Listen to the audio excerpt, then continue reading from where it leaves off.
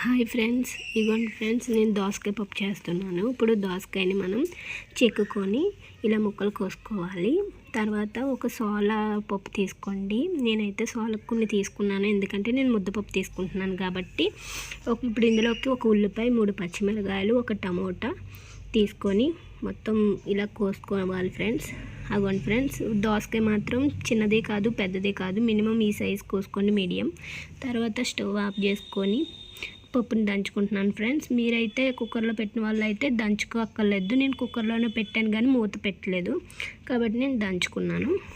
తర్వాత నేను పప్పు తీసుకున్నాను ఫ్రెండ్స్, ముద్దపప్పు.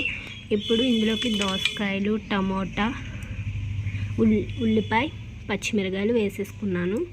అన్నీ వేసేసుకున్న తర్వాత కారం ఒక చెంచా వేసుకున్నాను.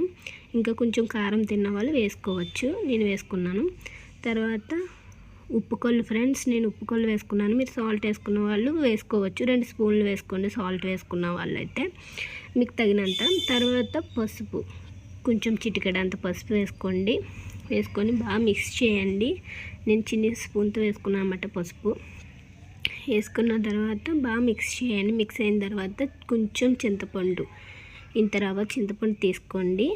తీసుకున్న తర్వాత వాటర్లో నానబెట్టి ఆ వాటర్ని మనం ఇందులోకి వేయాలన్నమాట.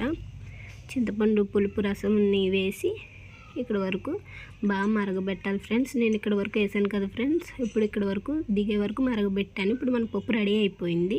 ఇప్పుడు ఇందులో తాలింపు మినప్పప్పు, జీలకర్ర, కరివేపాకు, ఎండుమిరపకాయలు, వెల్లుల్లిపాయలు, అలాగే మనకి ఇంగువ వేసుకున్నాము, తాలింపు పెట్టుకున్నాము. మీరు ఫ్రెండ్స్ ఎండుమిరపకాయలు మాత్రం పోపు వేగిన తర్వాత వేయండి, మాడిపోద్ది లేకపోతే. ఇప్పుడు మన పప్పు రెడీ అయిపోయింది ఫ్రెండ్స్. ఇప్పుడు మన దోసకాయ పప్పు రెడీ అయిపోయింది ఫ్రెండ్స్. నచ్చితే కనుక లైక్ చేయండి, షేర్ చేయండి, సబ్స్క్రైబ్ చేయండి ప్లీజ్ ఫ్రెండ్స్, సపోర్ట్ చేయండి.